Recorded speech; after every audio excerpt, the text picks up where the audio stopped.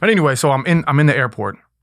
I'm going through. I'm in security, and the dude behind me. Oh, what's up, Prof? You know what I'm saying? I'm like, yeah, you know, I just my anxiety's high. You take the shoes off. You want to be fast through this shit. So I'm like, and he's looking at my shoes, looking at my backpack and seeing the things. And before I leave, I'm getting dropped off. I look back into the car. I go, we'll see what kind of shit's left over in my backpack.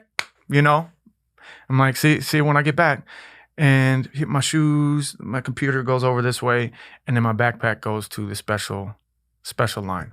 And then it's just like, dum, dum, dum, dum, dum, dum. And the fan behind me is like, oh, like, I'm like, oh, shit. I'm thinking like, what the fuck is it? You know? And you know when you're like, okay, you have something either dangerous or very valuable, you're like, I'm going to put this somewhere really safe. So safe that I completely forget about it. So, not only that, I forgot that zipper or that pouch was in that was in the side one. I know, dude. I forget it all the time. So, I forget about these little motherfuckers. So it's going over there, and the dude's going, this is you, da-da-da. And I'm like, yeah. And, the dude's like, oh, fuck. And I think, people he's with is talking about me. But now I'm my heart's pounding just thinking about it, bro. So I still don't know what it is. It's going through my head. I'm like, what the fuck? And he's come over here, and it's not a private room. He's doing it right, like he's behind the glass, but everybody gets to see it. And he's like opening shit. I'm like, oh yeah, oops, I forgot to take I have big headphones out, electronics. I'm like, oh yeah, it was them. I'm mixing and mastering my record. It's coming out pretty soon. You plug it. And then, so. Wait, I just realized you're saying that to the camera. I thought you were saying it to the TSA agent. Yeah. Hey everybody, I'm mixing and mastering my records, y'all. Hey, just chill. That's what I thought you were steady plugging out there.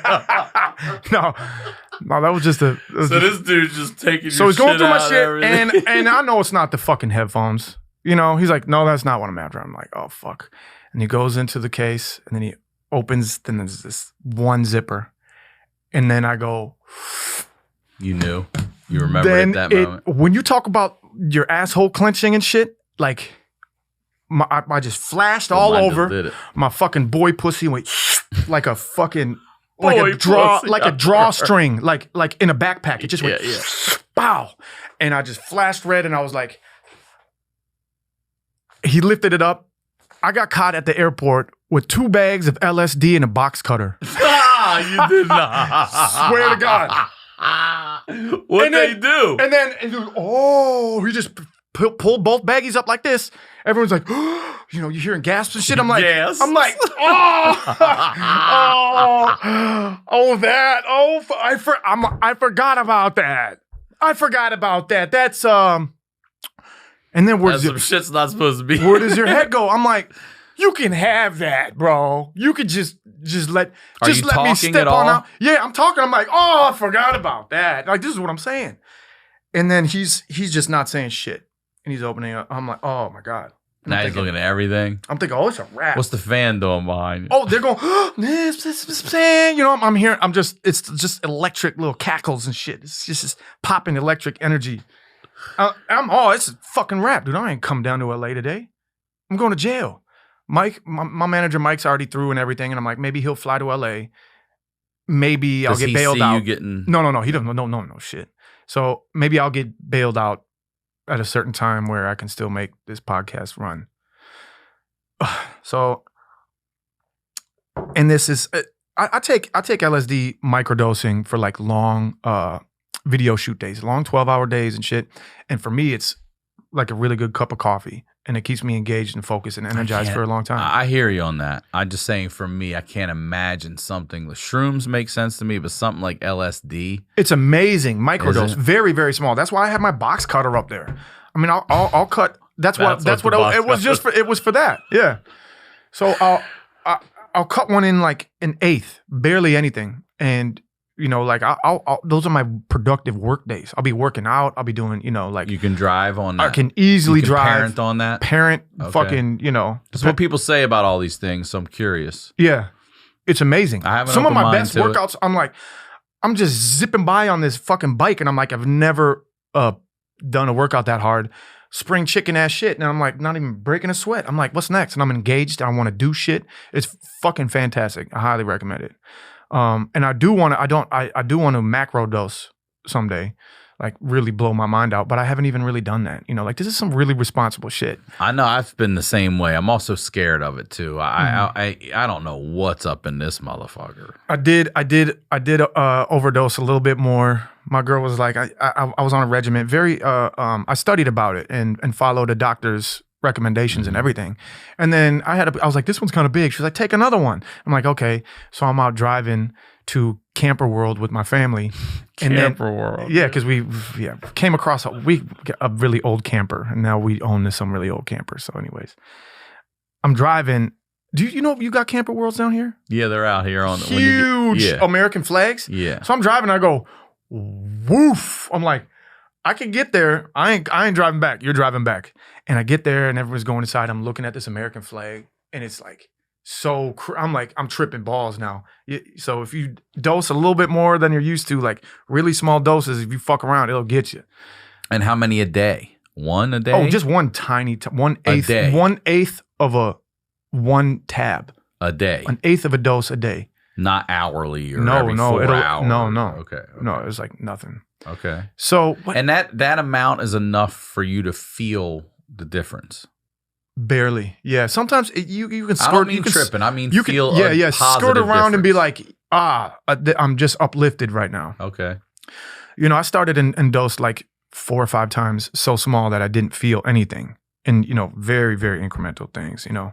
And even when you don't feel anything, you just go through your day and you're like, you know, you might have noticed, shit, I had a great day and it's been 8 hours and I've been going really well. Look, man, if I need to work out and do cardio for an hour to stay alive, but I could microdose acid to make that hour feel like 3 minutes, hopefully not 5 years. Yeah, just do it. Yeah, do it right. Well, I'm at the fucking airport. And so I have a box cutter in there. And it's like an old school one with a handle and the whole blade is sideways. So it's like big. And everyone is gasping at me. And this dude's like, oh man, I'm like, you can have this. You know, that's not going to work. You know, I'm like, you got me, dude. Take me wherever you fucking want to go, whatever. And he doesn't say shit.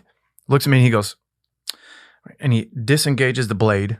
And he holds this fucking razor blade up like that, like he's displaying it to everybody, like he's a fucking magician, dude. It was like he's about to go like this, yes. And a fucking dove's I'm like, this is a whole show, and